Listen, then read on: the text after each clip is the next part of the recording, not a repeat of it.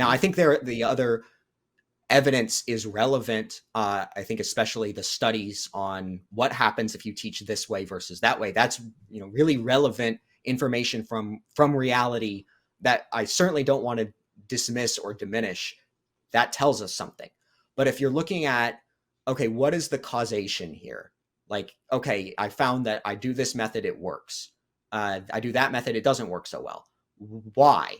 I think that's where I look to the nature of language, the way that written language is a code for spoken language, and the basic point that if you want to understand, if you want to break a code, if you want to look at something that is it starts, when you don't know how to read, as a bunch of squiggly lines on a piece of paper, the best way to do that is to learn how those lines correspond to the sounds that you make in speech.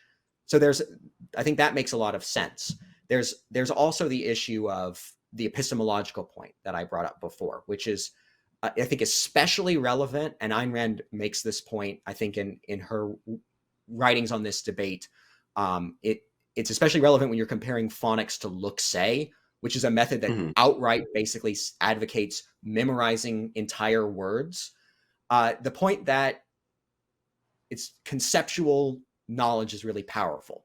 The point that if you can learn a certain number, and it's a couple of dozen really to get much of English, a couple of dozen of correspondences between letters or combinations of letters and sounds in spoken language.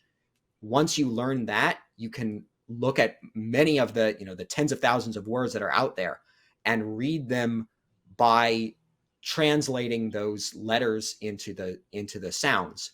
That's much more powerful than memorizing words one at a time, because you only have to memorize a certain amount of information that then those letter sound correspondences are relevant wherever they show up in whatever word you encounter them in. So that's the whole word method, or the look-say method, is just anti-conceptual in the way that it says learn each word as though it's a brand new phenomenon that isn't related to the other words, even though it is related by having the same limited set of symbols.